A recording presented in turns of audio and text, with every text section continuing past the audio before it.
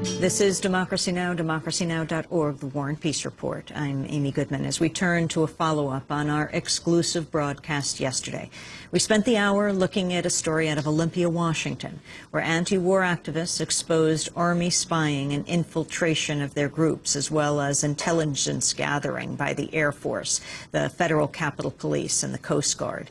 Declassified documents obtained by the activists revealed that an active member of Students for a Democratic Society and Port Militarization Resistance in Washington State was actually an informant for the U.S. military.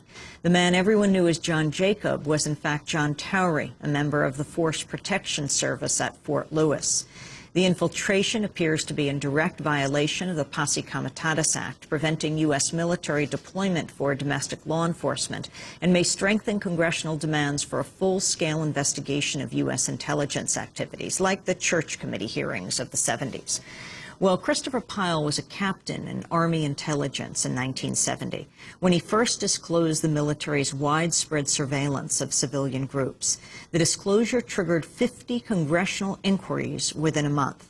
Pyle went on to work for Senator Sam Ervin's Subcommittee on Constitutional Rights and Senator Frank Church's Select Committee on Intelligence that led to the founding of the Foreign Intelligence Surveillance Act.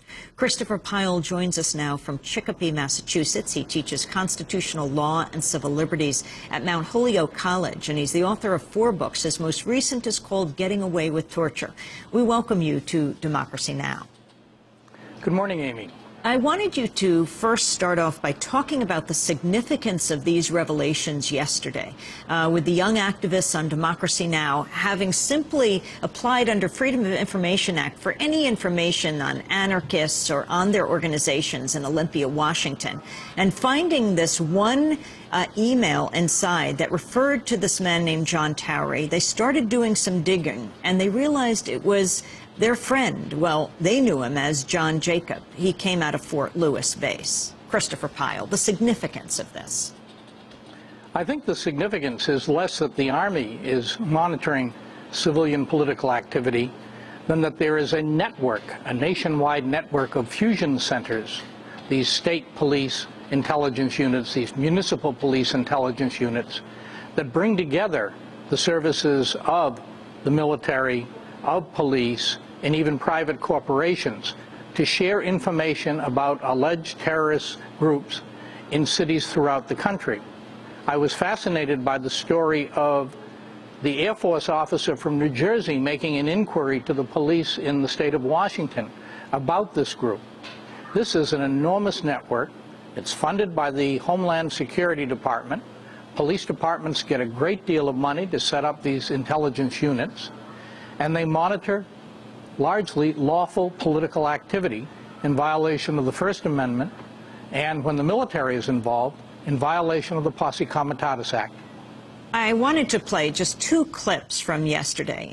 This is one of the activists in Olympia who exposed that his friend John Jacob was actually John Towery, a military informant and a member of the Force Protection Service at Fort Lewis. I asked Brendan Maslakis-Dunn, the Olympia activist with Students for a Democratic Society and Port Militarization Resistance, what his first reaction was when he found out. John Jacob was actually a close friend of mine, so this week has been pretty difficult for me. He said he was an anarchist. I met him over 2 years ago through community organizing and anti-war organizing I was involved with in Tacoma and Olympia with other anarchists and other activists. And he was really interested in Students for a Democratic Society. He wanted to start a chapter of Movement for a Democratic Society, which is connected to SDS. He got involved with Port Militarization Resistance, with Iraq Vets Against the War. He was, knew a lot of people involved with that organization. But he was a friend of mine. We hung out. We gave workshops together on grassroots direct democracy and anarchist struggle. I mean, he was a friend. A lot of people really did like him. He was a kind person. He was a generous person. So it was really just a shock for me this week when all of this was determined. Brendan Maslowskis-Dunn went on to describe exactly what his so-called friend John Towery said when he confronted him with the evidence. He admitted that, yes, he did in fact spy on us. He did in fact infiltrate us. He admitted that he did pass on information to an intelligence network, which, as you mentioned earlier, was composed of dozens of law enforcement agencies ranging from municipal to county to state to regional, and several federal agencies, including Immigration Customs Enforcement, Joint Terrorism Task Force, FBI, Homeland Security, the Army, and Fort Lewis. So he admitted to other things too. He admitted that the police had placed a camera, a surveillance camera, across the street from a community center in Tacoma that anarchists ran called the Pitch Pipe Info Shop. He admitted that there were police that did put a camera up there to spy on anarchists, on activists going there.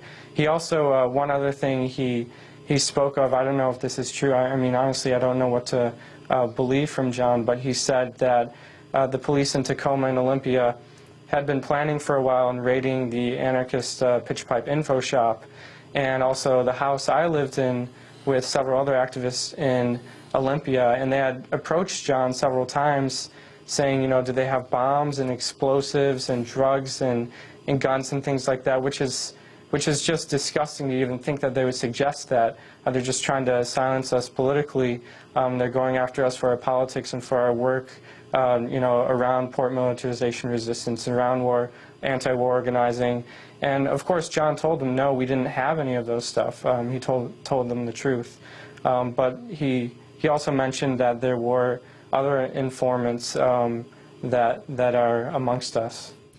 Brendan Maslowskis-Dunn, the Olympia activist with Students for a Democratic Society and Port Militarization Resistance, the one who put in the Freedom of Information Act request and found out his friend, who he thought was named John Jacob, was John Towery out of Fort Lewis base in Washington State.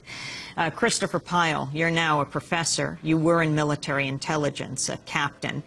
When you started to uncover the military, almost 40 years ago, investigating civilian groups. Give us the history.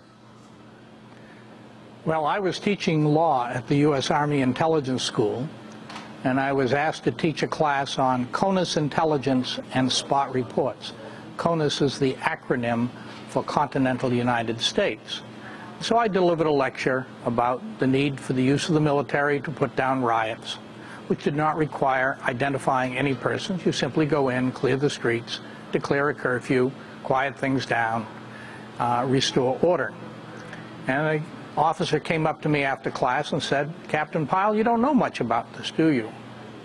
And I said, no. And he said, well, I can arrange a briefing, and he did. He took me across the post to the headquarters of the U.S. Army Intelligence Command's CONUS Intelligence Section.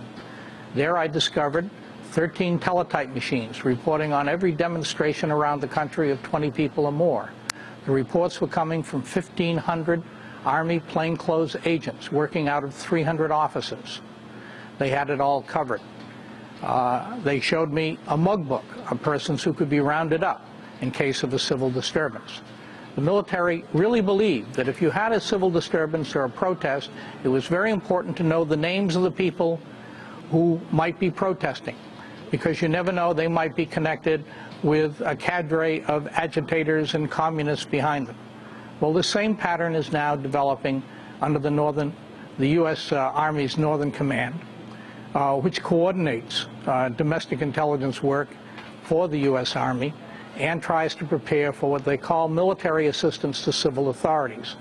It was out of this the Talon reports came that I also helped to disclose. Reports on lawful, constitutionally protected anti-war activities. And who were some of the people in the mugshots, Christopher Pyle? Who did they say could be rounded up? The first volume, under letter A, was Ralph David Abernathy, who was head of the Southern Christian Leadership Conference and a close associate of Dr. Martin Luther King. And there were many more of that type. So you're saying law-abiding citizens. So you're saying some protest happens somewhere or a riot, and they